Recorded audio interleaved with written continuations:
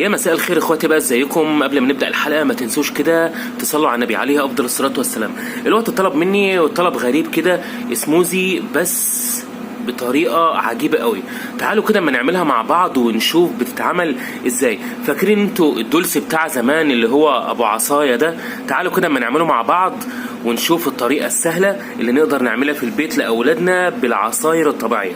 اول حاجه هنجيب الخلاط بتاعنا وهنجيب التلج،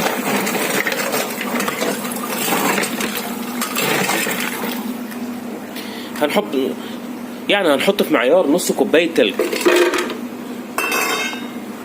وبعد ما حطينا التلج هنقوم جايبين المانجا، يعني ربع كوباية مانجا كده، ما نكترش عن ربع كوباية مانجا او قطع من المانجا. بعد كده هنحط معلقتين سكر. حطينا معلقتين سكر، بعد كده هنغطي وهنسيبه يتضرب لمدة 10 ثواني.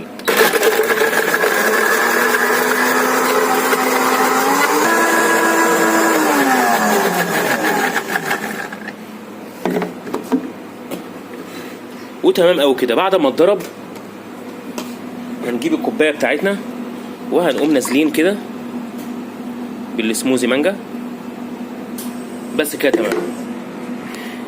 بعد ما غسلنا الخلاط هنعمل الطبقة التانية من الدولسي الفواكه، هنعمل فراولة. بعد كده هنجيب التلج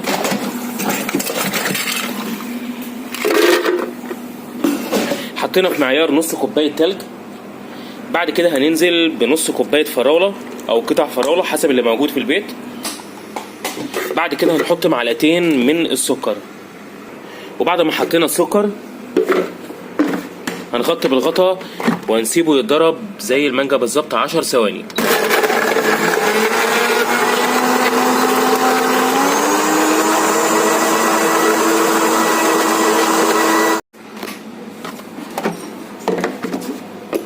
وبعد ما ضربنا الفراولة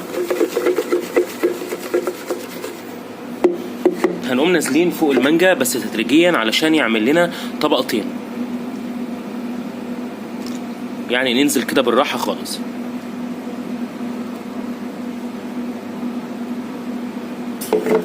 وتمام كده قوي. ونضغط كده على الكوباية علشان نسويها من فوق. بعد كده نقوم جايبين صوص فراولة ونحط كده من فوق الوش. وتمام قوي كده.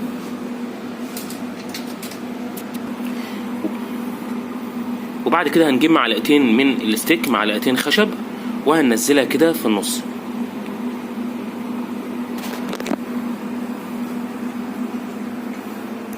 وده كان الدولسي بتاع زمان، بس زمان كنا بناكل الدولسي ما كانش طبيعي. دلوقتي احنا عملناه طبيعي.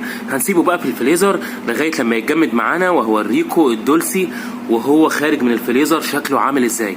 ما تنسوش بقى تعملوا اشتراك في القناه ولايكاتكم الحلوه اللي بتزيدني شرف ومحبه. بس خلاص.